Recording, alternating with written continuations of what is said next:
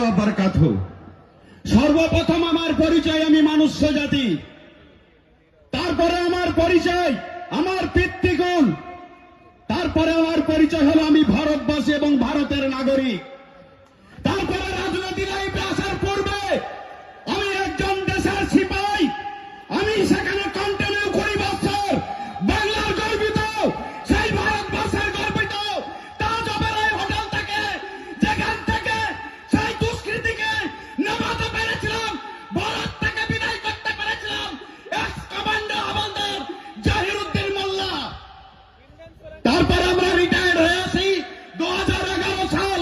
এসে ভেবেছিলাম আমি রাজনৈতিক লাইফে এসে মানুষের পরিষেবা দেব। এসে কি দেখতে পেলাম?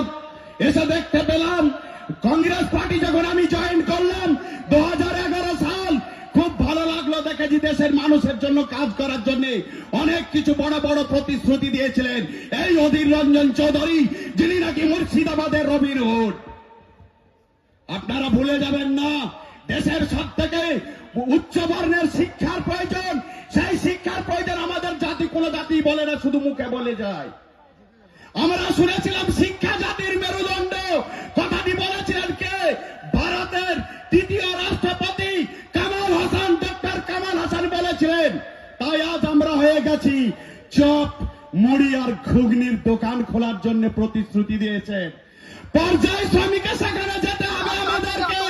তাই আমি সেই কংগ্রেস দলকে আমি ভালোবাসতে পারলাম না, হাত ধরে নিলাম তৃণমূলে।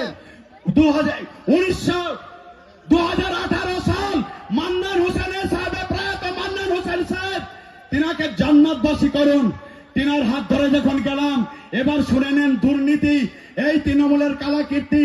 তিনি প্রথমেই আমাকে বললেন, ভাই তুমি তো এসেছো, যারা 100 টাকা দামের শাড়ি পরতো তার স্ত্রীরা এখন 5,000 টাকা দামের শাড়ি পরছে।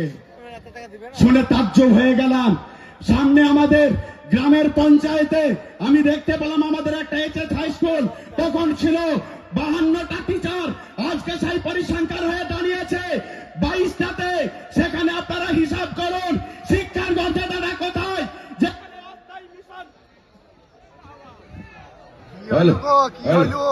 চাচার রাগটা এখন, ক্ষোভটা এখন উঠলাইছি। তৃণমূলে ছিল তো দুর্নীতির সাথে জড়িয়ে, এবার রাগটা ক্ষোভটা বাইর করে দিচ্ছি, বুঝলি?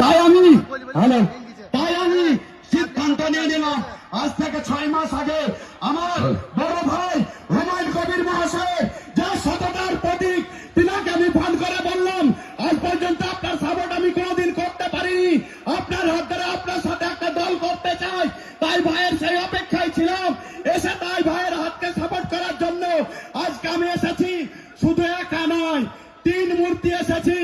আগামী সময় তার কথা বলবে, শুধু দেখে যান, সময় কথা বলবে।